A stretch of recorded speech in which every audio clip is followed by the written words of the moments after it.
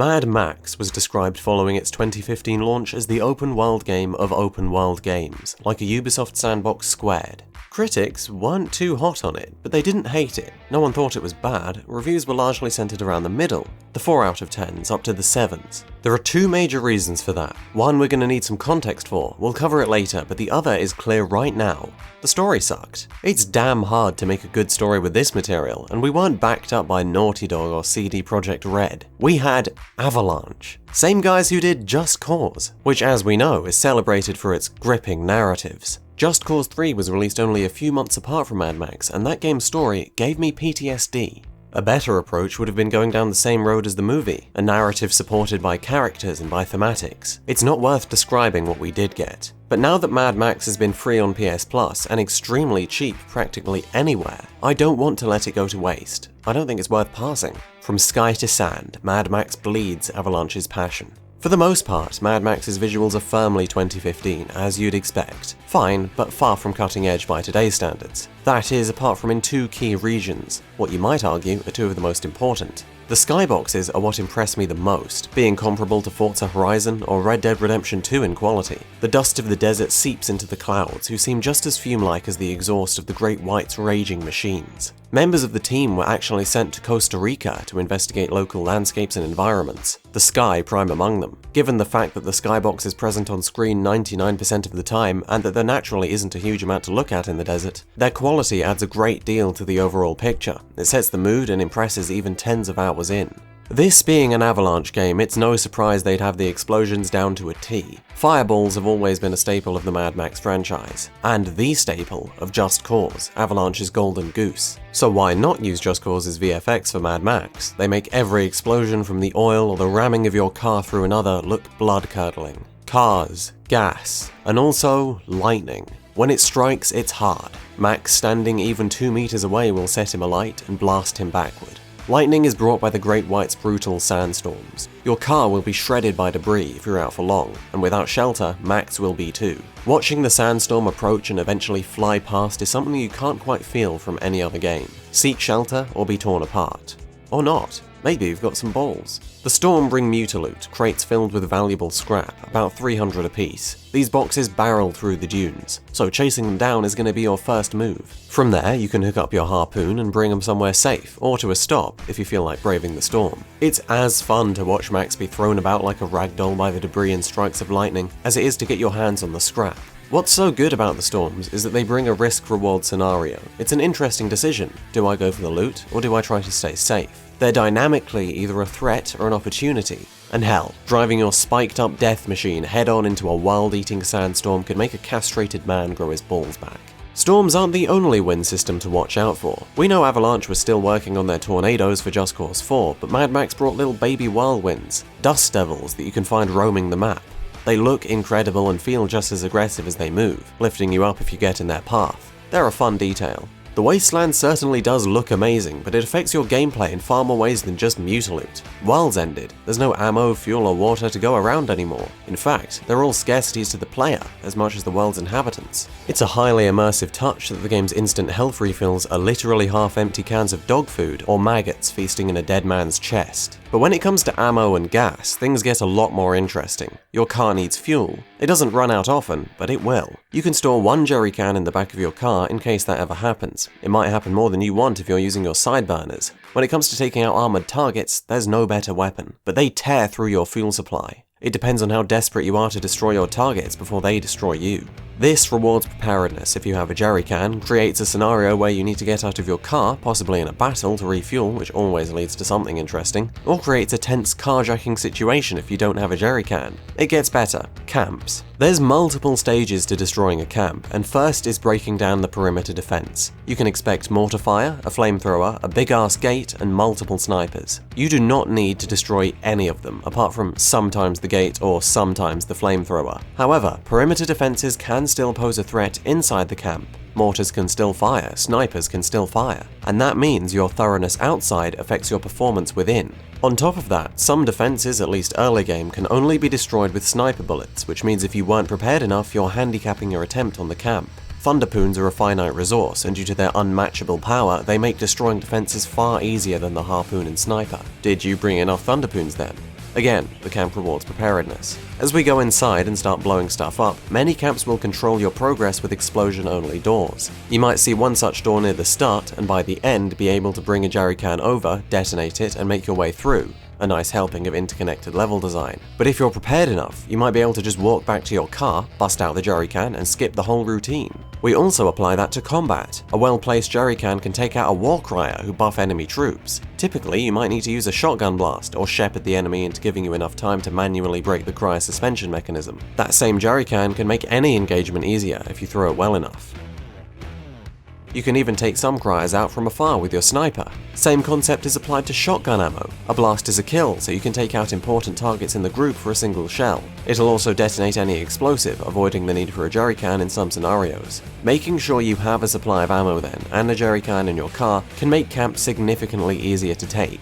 And thusly, camps reward preparedness brilliantly well. It's immersive and dynamic, much more than you'd expect from a Mad Max game. The framework then is set, but what about the meat and potatoes of the camps? At first glance, the combat seems like an Arkham ripoff. It's inspired, certainly, with its ability to freely switch targets and counter enemy attacks, but that's as far as it goes. The combat is simple, but it's more than worth addressing because it's not what makes Mad Max similar that's interesting, it's what makes it different. In my opinion, Max's punches, certainly when he's in Fury mode, hit with far more force than Batman's, with enemies reacting like they've just taken a train to the jaw. Fury mode itself is an empowering mechanic that rewards skill. If you fill the meter with successive attacks, Max becomes an all-killing beast with the ability to dropkick, perform wrestling takedowns, and clothesline people with his arm. Punching is addicting. Max also has both a light and heavy attack, with the heavy presenting a risk-reward. Higher likelihood of being hit, but higher damage. With the game's chain finishers, heavy attacks also bring combos that reward prioritizing targets. If you perform a sequence of light attacks on an enemy, then go for the heavy, you get a particularly powerful finisher, the power being proportional to the amount of prior light attacks. They look amazing and guide you into efficient play.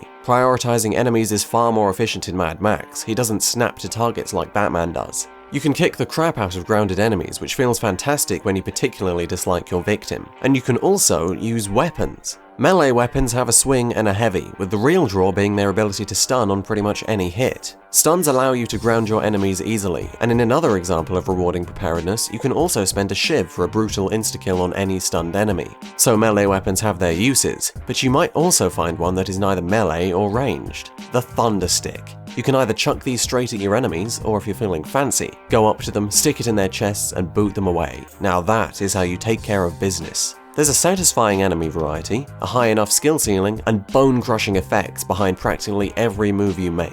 It's enjoyable even tens of hours in. I love it. Mad Max, however, is just as much about the car as the person. Your magnum opus can be any Mad Max death machine you can dream up within the size constraints, and they all look good. This amount of customization given the setting is impressive, but the art team were never on their own, taking assets directly from Fury Road. Avalanche was scared of developing driving mechanics at first, given the fact that most of the vehicles in Just Cause were probably programmed by a chimpanzee, but the effort shows. Cars control fantastic, and it looks just as good to do so. When you're maxing with the dust and the sand and the wind whipping past the camera, you can taste the speed. Driving then is perfectly entertaining, but unfortunately, this is a post-apocalyptic desert. Barren wasteland is typically an insult in the open world genre. For Mad Max, it's a descriptor. So how did Avalanche populate the dead? They made the correct decision immediately. Mad Max doesn't have a huge hulk of a map like Just Cause, or as you might expect from another wasteland driving game Fuel. There's a reason for that. Mad Max is designed for gameplay density, not size. Avalanche wanted the world to be rife with distractions and choices, for the player to experience a seamless series of events. The larger the map, the greater the distance between things to do. Density is Mad Max's life support, and there's no better example of that than the scrap locations. Marked by yellow rhombuses, they're everywhere, and that is what's most important. Here, you'll find some scrap, maybe some fuel, and very often, a fight. A couple minutes of combat, looting, exploring, all condensed into a small area and scattered throughout the wasteland. That is an expert way of pacing driving, while incentivizing it over fast travel due to the opportunities for reward. A little bit of scrap isn't always valuable, not late game anyway, but ammo is, and the other kind of scrap is always fun. We've been through almost all the most impressive aspects of Mad Max's design, but before we move on, I can't let some of these smaller ones go. Gastown always being in the skybox is an extremely effective way of keeping a goal in mind. That's the danger zone, approach at your peril, and you are always heading towards it throughout the story. There's a degree of terror emanating from it, and a sense that you might be in a desert, but you are not alone. I suppose those are both the same thing.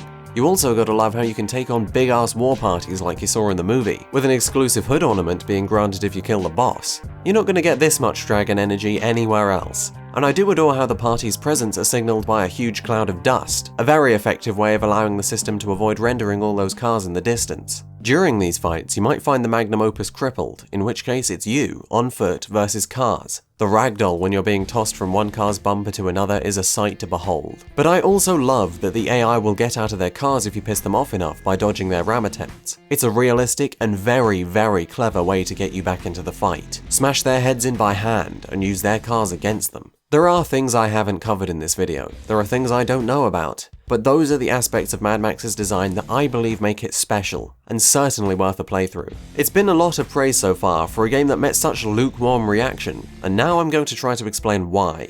Mad Max's open world is fun, but not for long enough. This game is about liberating districts, same as Just Cause and Ubisoft games. You've got a scattering of big red markers across the map whose destruction will weaken the enemy's hold on the area. Camps are one of them, and they were great. There was a hell of a lot to them. Everything else? This is where the game takes its first gut shot. Scarecrows are like awful monoliths, your job is to take them down. You do that by ramming them, thunderpooning them, or harpooning them and then pulling. 3 options sounds like a lot, but each are critically shallow. A thunderpoon is simply a missile. You shoot, you're done. If it's strong, you might end up firing multiple, which is boring because of the reload time. A harpoon will only work if it's high enough level, and because you're already moving forward when you come across a scarecrow, you only end up pressing 2 buttons, one to aim it and one to fire it. Ramming is even more shallow, you slightly adjust your trajectory and bang. Unless it's protected, in which case it's one of the other boring options. It's pretty much the exact same deal for snipers, except it's even easier to take them down. And mines are a bad joke. Snipers and scarecrows alone are half the equation here. Avalanche achieve dynamism in the variety of ways you can tackle them, but if one requires little effort and does not deplete a resource, you're always going to go for that one. A farmyard animal could clear most of these. Shallowness leads to repetitiveness. Repetitiveness is the secret ingredient in boredom. The correct answer wasn't removing them because they're satisfying to destroy. The correct answer was not expecting these to suffice as half your chaos objects in a game built on liberating districts. That's the tainting, no matter how you look at it. Add that to a dull story, and you have your answers. There's many good reasons Mad Max received such mixed reviews, but that doesn't cancel out the passion, and that doesn't mean you shouldn't give it a chance. If you like open world games, Just Cause, high-octane action movies, the Mad Max franchise, the original Rage, or just popcorn games to pass the time, Mad Max has you covered.